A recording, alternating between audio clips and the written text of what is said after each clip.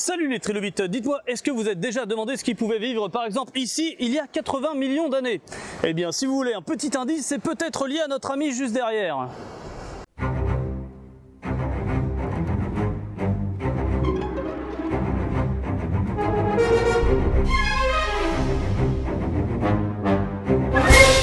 Bien le bonjour les trilobites, comme il fait chaud, très chaud, trop chaud même peut-être, eh bien je me suis dit que c'était le bon moment pour vous parler d'un animal marin. Et d'ailleurs désolé si on entend un petit bruit au fond, c'est que j'ai mon ventilateur, hein. Je le coupe pas sinon sinon je meurs tout simplement. D'un animal marin oui, et plus particulièrement d'un oiseau marin, comme vous avez peut-être pu le deviner par rapport à l'intro, où j'étais beaucoup mieux d'ailleurs. Des animaux dont on se rend pas forcément compte de la diversité de formes et d'adaptations pour vivre sur les bords de mer. Et ça tombe bien, avec ça je vais pouvoir vous parler de pas mal d'oiseaux différents. Mais avant ça il est temps de vous présenter le sujet principal de cette vidéo, j'ai nommé l'Hesperornis, qui veut dire oiseau de l'Ouest par rapport à l'endroit où il a été découvert en 1972. Donc autant vous dire que c'est un animal qu'on connaît plutôt bien depuis le temps. D'ailleurs il a été nommé durant cette même année. Enfin pour le premier spécimen, parce que déjà en fait l'Hesperornis ça inclut pas mal d'espèces différentes, puisque si le premier a été retrouvé en Amérique du Nord, et bien par la suite on retrouvera d'autres fossiles d'Hesperornis un peu partout sur la planète, comme en Russie, en Suède ou même au Japon. On peut donc supposer un animal plutôt abondant sur le globe.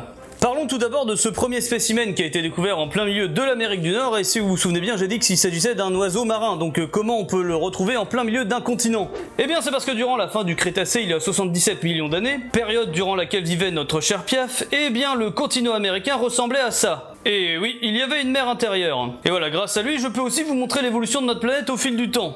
Maintenant qu'on sait où et quand il a été découvert et où et quand il vivait, on va se pencher sur quelque chose qui vous turlupine peut-être depuis le début, c'est-à-dire, qu'est-ce que c'est que ce truc improbable? Parce que oui, quand on parle d'oiseaux en général, ça inclut certaines caractéristiques, comme par exemple des ailes, mais là elles sont réduites à juste son numérus. Juste ça quoi, donc ouais je pouvais même pas la mettre dans la vidéo sur pire que le T-Rex, parce qu'il a même pas de bras en fait, Enfin il a juste cette partie là.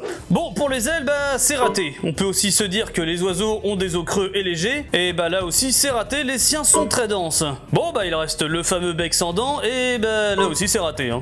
Bon attention, je dis raté depuis tout à l'heure, mais ça veut pas dire que l'Hesperornis est un oiseau raté, et bien au contraire. Et oui, parce que comme d'hab, toute sa morphologie est parfaitement adaptée à son mode de vie. À commencer par son squelette lui-même, puisque comme je l'ai dit, il a des os denses, donc lourds, donc impossible pour lui de voler. Bon, en même temps, vu ce qui lui sert d'aile, c'était pas très compliqué à deviner. Donc voler, non. Par contre, nager, ça il doit le faire très bien. Déjà par ce fameux squelette lourd, premièrement, mais aussi ses pattes arrière, parce que si les ailes ne sont pas développées, c'est pas le cas de ses membres postérieurs. Déjà, elles sont particulièrement longues et articulées, personnellement, il faut un peu penser à celle des grenouilles. Donc ses pattes, en tout cas, devaient lui permettre une grande aisance dans l'eau, un peu comme nos cormorans actuels. Et si vous voulez voir à quel point ils sont agiles et rapides dans l'eau, eh bien voilà.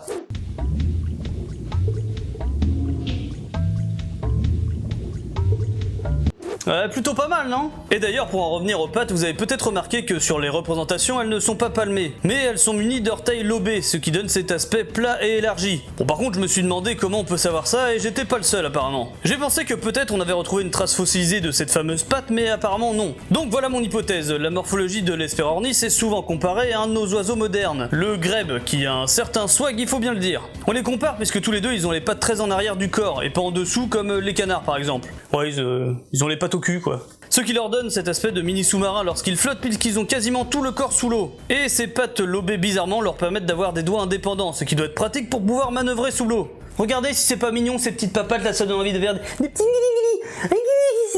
pardon. Donc voilà, je me dis c'est peut-être pour ça qu'on les représente comme ça, ou si ça se trouve je me plante complètement, donc si vous savez pourquoi, n'hésitez pas à le mettre en commentaire. Et il y a aussi un autre truc avec ces fameuses pattes bien articulées, alors ça doit être très pratique sous l'eau, etc. Mais par contre sur terre ça devait être autre chose, il devait être très maladroit et sans doute même ramper sur le ventre. Et si on compare avec notre grèbe, lui aussi il n'est pas très à l'aise sur terre, je vous laisse juger.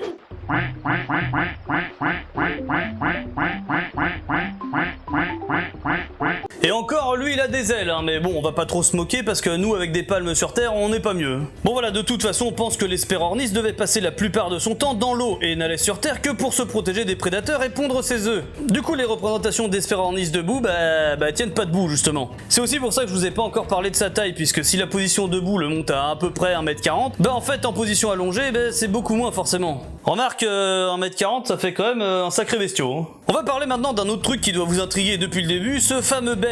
Parce que si on pense à nos oiseaux, on pense au bec sans dents. Bon déjà c'est pas forcément le cas comme vous pouvez le voir sur ce mignon petit canard.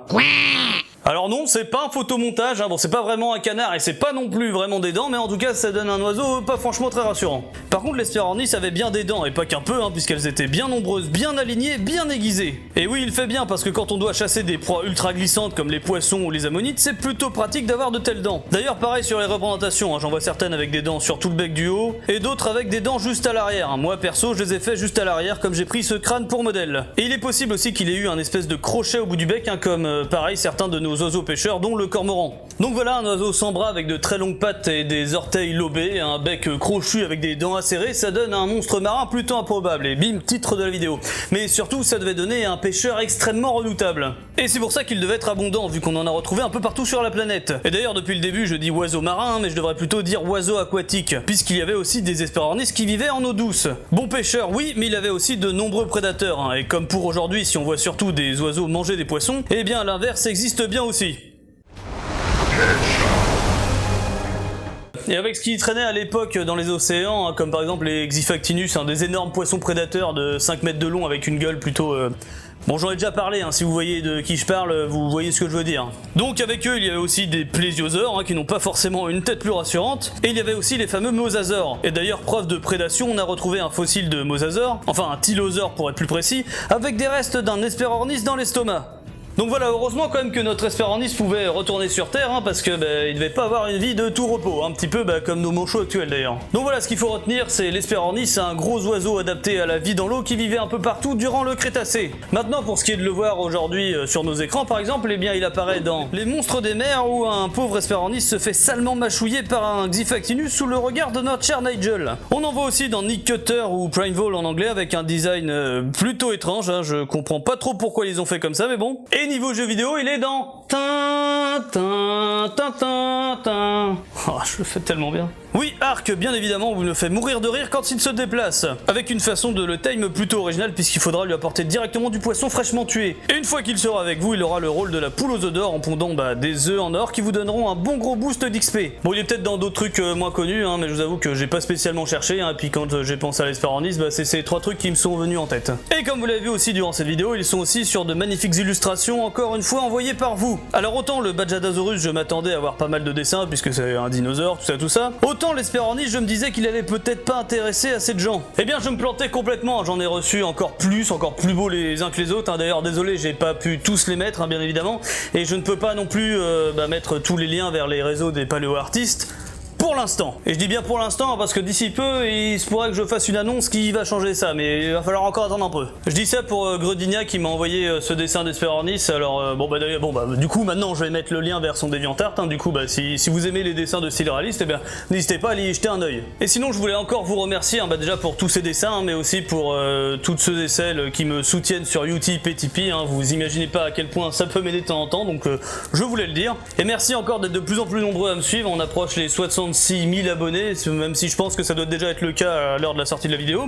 Et d'ailleurs, pour fêter les 66 666 abonnés, j'ai une idée de dinosaure un peu particulier, et là je suis sûr que dans les commentaires, il y en a qui ont déjà trouvé. Ah, il fait trop chaud ici, du coup je vous retrouve pour la toute fin de la vidéo en extérieur. J'espère que cette petite vidéo sur l'Hesperornis vous aura plu. Si c'est le cas, n'hésitez pas à la partager, la commenter et peut-être même laisser un petit pouce de la couleur de cet océan. Et puis en attendant la prochaine vidéo, eh bien je vous dis à la prochaine.